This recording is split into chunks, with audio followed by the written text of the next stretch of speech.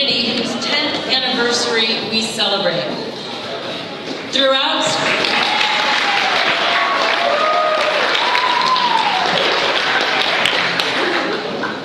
Scripture, stories of celebrations abound, and God is always inviting us to table, to feast, and to celebrate. And this evening we are at table, and we will feast, and we celebrate. We also remember those who cannot celebrate this evening, those whose joy has fled. So especially those in Paris and France who have suffered terror. So we pause for a few moments at our start to hold them.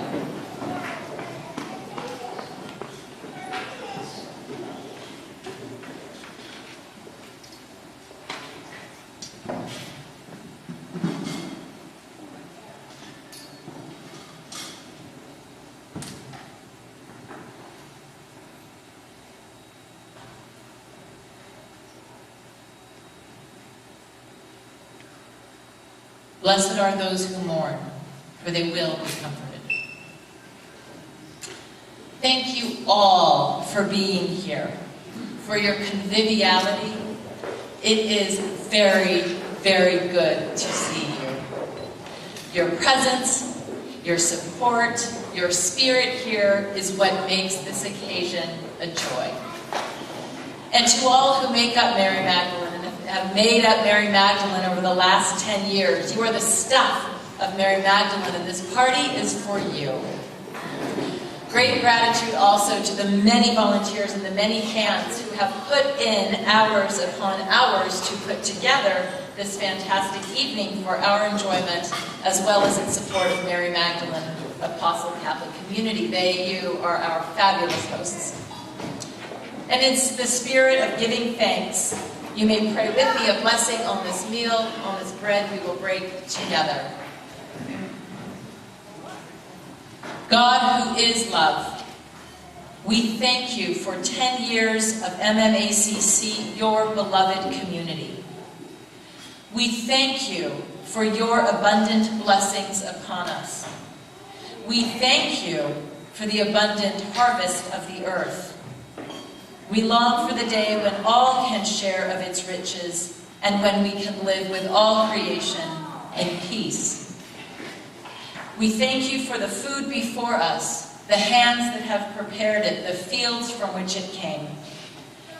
And as we gather at table, nourished by sharing in this feast, may we be mindful of your presence in and among us, always, your holy people.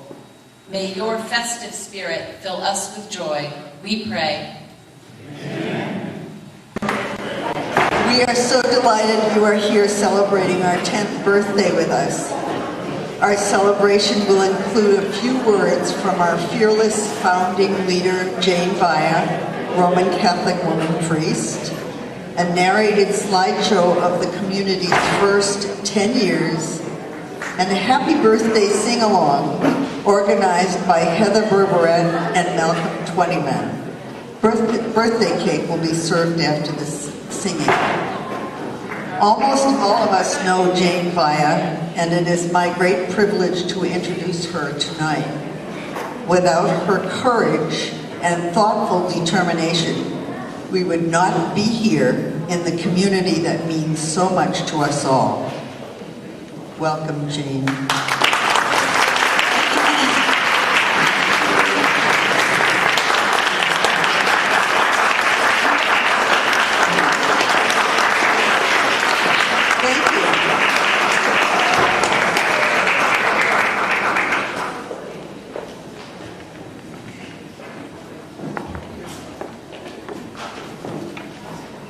So I gather if you sit far enough away from the steps, you get longer applause. Jerry kindly asked me to speak for 3 minutes, and he gave me a specific subject, so we'll see if I can do that. 3 minutes, as you know, is not very much.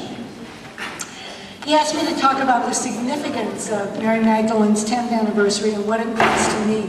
And I have to start by saying that what it means to me and what it means to the world are pretty much the same things. I get certain personal benefits from being at Mary Magdalene that the world doesn't get. But for me, the two come together in very significant ways.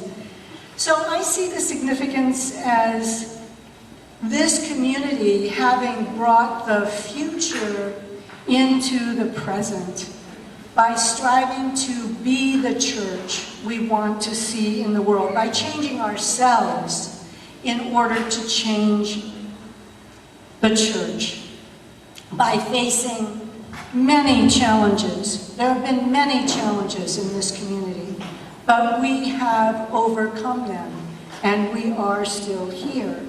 And yet there's no map. We are charting the way as we go. We are journeying as if in outer space, not knowing necessarily what is out there, what lies ahead, or what the future will bring. MMACC is, I believe, the largest RCWP, Roman Catholic woman priest, founded or led community in the United States and therefore in the world. And we are.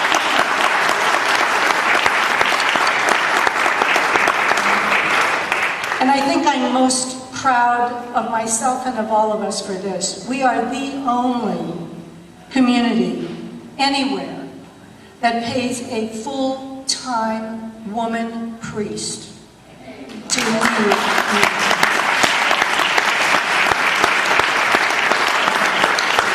You know, there are all these Catholic women all over the United States and the world who spent years and years and years studying and preparing to lead a Catholic community, and they will never lead a Catholic community. But here at Mary Magdalene, we have a woman who studied and studied and studied for years, and she has both the privilege and the honor, and also certainly the ability and gifts to lead a Catholic community. So, I think it's important that we acknowledge the church has changed. It's not that the church is going to change. The church already has changed because we exist. And even though most of us are never going to live, maybe Giles will, maybe Elizabeth will, most of us will never live long enough to see Rome change. Nonetheless, we have been and are and will be a model for changing this enormous monolithic structure and institution which is known as the Roman Catholic Church. And meanwhile, and this is the significance for me, we experience the spiritual gifts that come with community. We experience shared faith, shared commitment, shared liturgy, shared life events. We live, whether we like it or not, in an age of radical cultural transition. The old order is collapsing. The new order is not yet in place. And in an age in which bombs and bullets dominate the day, we as a group have done something concrete and positive to usher change into the world. So I congratulate you, I honor you, I respect you, I thank you, and as you know, I love you. Thank you very much.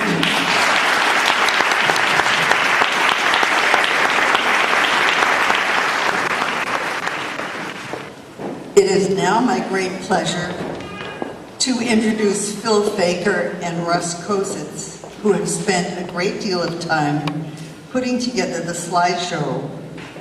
Both of these men fall in the category of pearls of great price for the constant encouragement and quiet cheering they have given to the community and to their wives who have served us so well.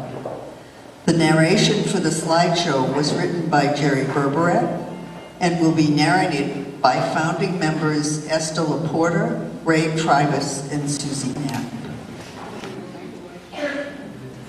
On November 27, 2005, a remarkable historic event happened at Mission Hills United Methodist Church. a diverse group of disaffected and reform-minded Roman Catholics answered the call of Jane Via and Rod Stevens to participate in a founding liturgy for a church dedicated to gender equality, inclusive language, and democratic governance. 100 persons attended that first night and experienced one participant recently called magical. Many who came felt marginalized by the traditional church as women or divorced Catholics or as members of the LGBT community, several as former clergy, many because of disappointment at unfulfilled Vatican II expectations and the clergy's sexual abuse scandals. Following this liturgy, some 60 of these persons stayed to discuss the founding of a new church, and 40 returned for a second liturgy 2 weeks later. Thus was born what participants named Mary Magdalene Apostle Catholic Community in January 2006. A 10-year effort of independent-minded and strong-willed members and visionary pastoral leaders to create a new kind of Roman Catholic parish was set in motion. Most of these founders are active Mary Magdalene members today. An essential backstory for the founding of Mary Magdalene Apostle Catholic Community is the faith odyssey and self-described radicalization of our pastor emerita, Jane Via. Jane's journey began as a student, inspired by Vatican II, who later earned a doctorate in theology at Marquette University. Jane taught at USD, where clergy colleagues attempted to deny her tenure. Teaching the Gospels radicalized her. She realized that Roman Catholic doctrine is inconsistent with the Gospels, and that Jesus, in his time and place, was a feminist. Later, after the San Diego bishop silenced her, thus ending her Catholic teaching career, she earned a law degree and began a career as a San Diego County prosecutor.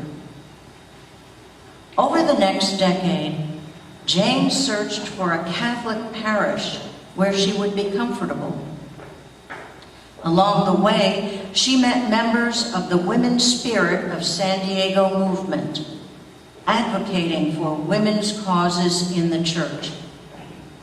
Women such as Jackie Davis, Diane Langworthy, and Mary Kay Martin, who are active MMACC members today. Jane also found strength participating in the Immaculate Heart of Mary community of Los Angeles.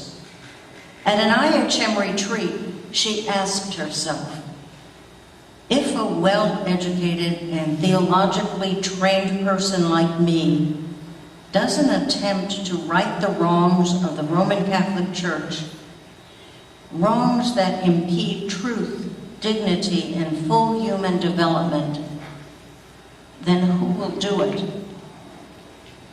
Late in 2002, her husband, Phil Faker, showed Jane an article describing the excommunication of the Danube 7, women priests ordained in Europe.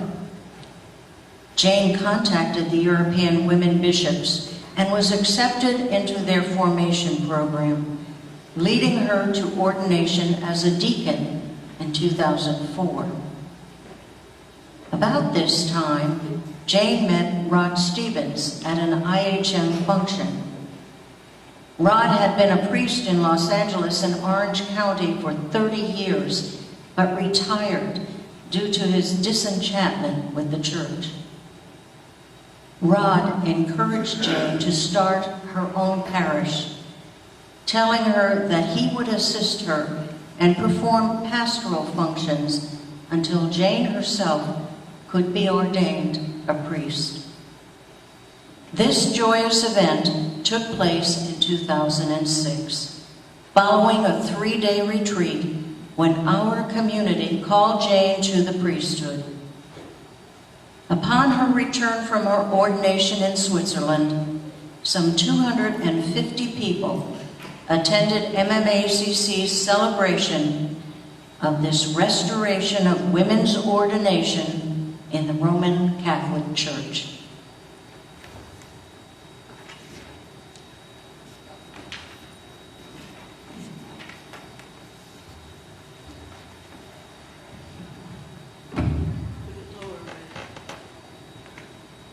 What followed the media spotlight on Jane's ordination suggests ripples within the larger Roman Catholic community and underscores the courage and personal risk taken by Mary Magdalene founders.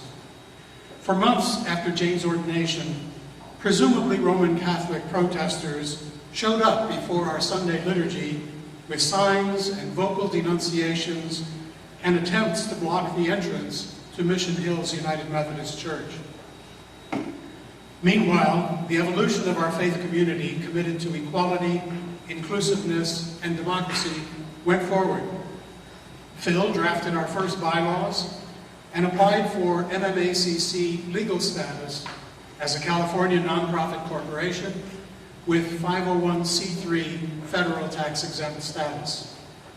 Early in 2006, an interim parish council, later called the Community Council, was established. Al O'Brien from Call to Action, Carrie Morrow from UCSD, Joseph Jeffers from the LGBT community, and Oliva Espin from San Diego State University were among the first members. With the legal status approved later in 2006, the MMACC corporate board was established, and a Methodist volunteer created the first Mary Magdalene website. The first board members included Esther Laporta, Peter Kopkowski, Dick Morrow, Roland Wilhelmi, and Phil Faker, all experienced in fields such as finance, accounting, law, and fundraising. In keeping with the legal requirement for board accountability, the Community Council and pastoral team were made advisory committees to the board under a system of shared governance. Nancy Corin joined Jane and Rod on the pastoral team in 2007 when she was hired as assistant pastor.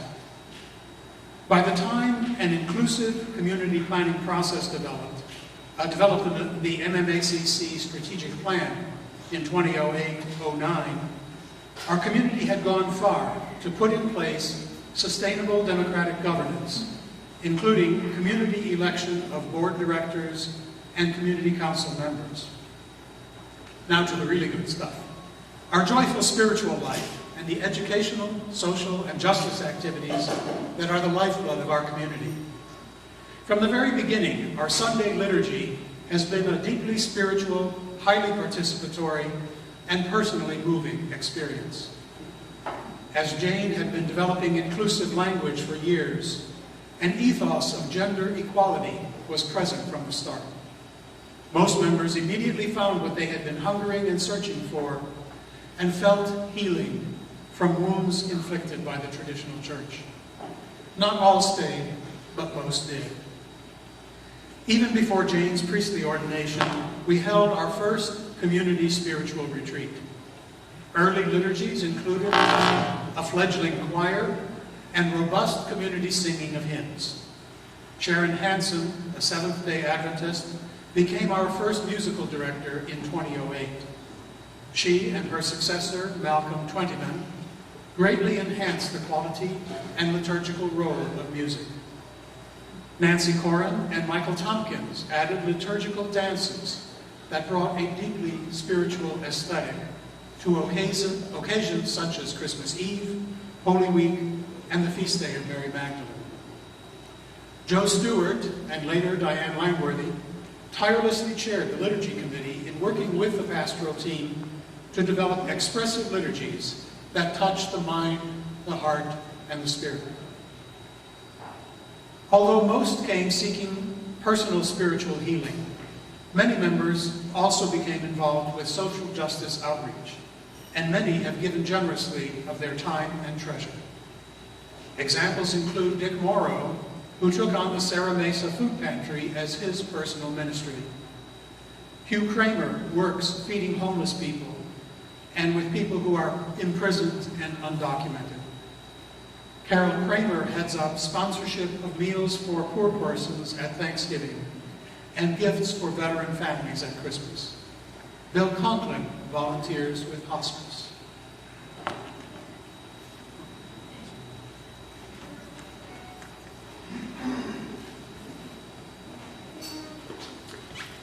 And the list goes on.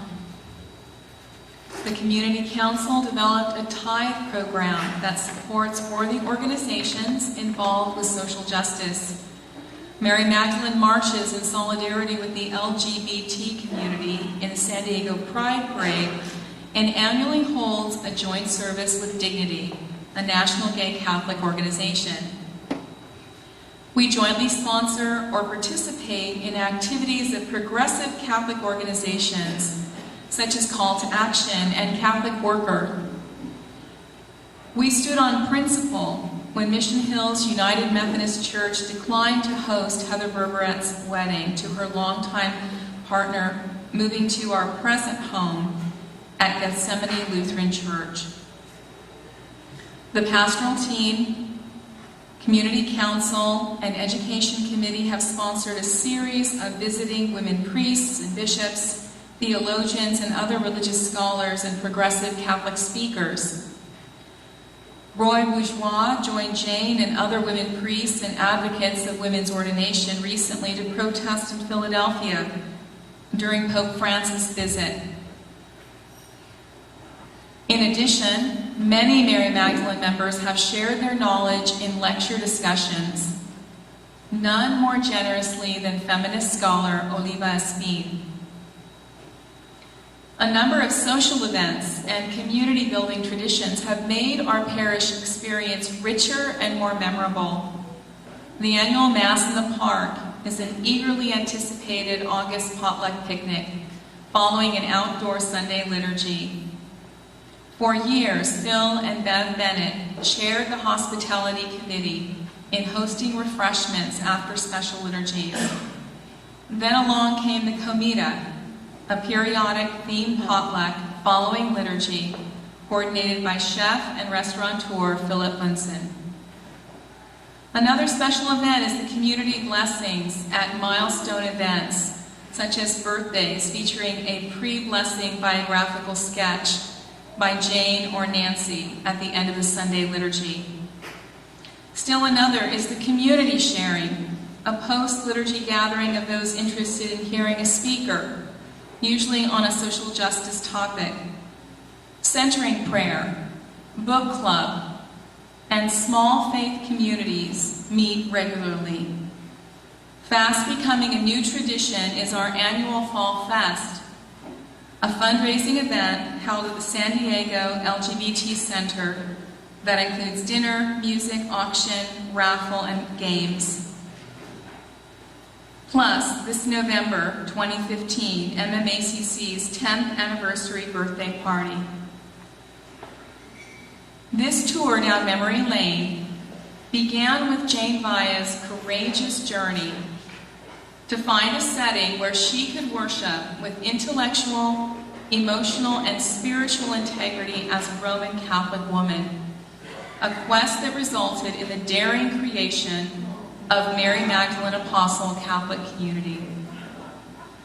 Then, the inspiring story of our current pastor, Nancy Corin's path from Presbyterian upbringing to a mirroring in her own life story of MMACC's evolution as a national, perhaps international, beacon of progressive Catholicism. Nancy's marriage to Russ Kozitz was a joyous occasion that our community celebrated in 2009. In 2010, Nancy's continuing study and vocational formation culminated in her breathtaking ordination by our entire community, first as a deacon and then as a woman Catholic priest. Then in October 2015, Nancy was formally inducted into the Roman Catholic women priest community. We are delighted that Nancy accepted our appointment as our first full-time paid pastor in 2014.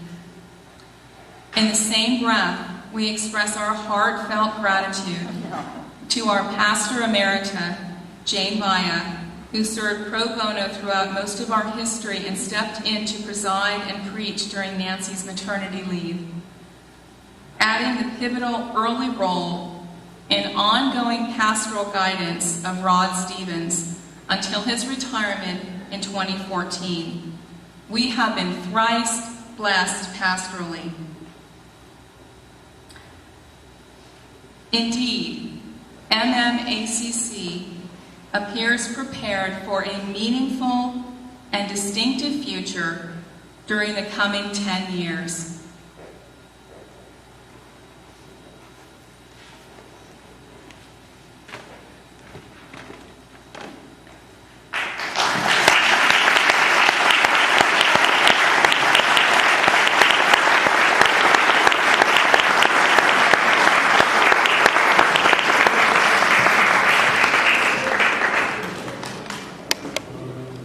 And would you all join me in singing happy birthday to us?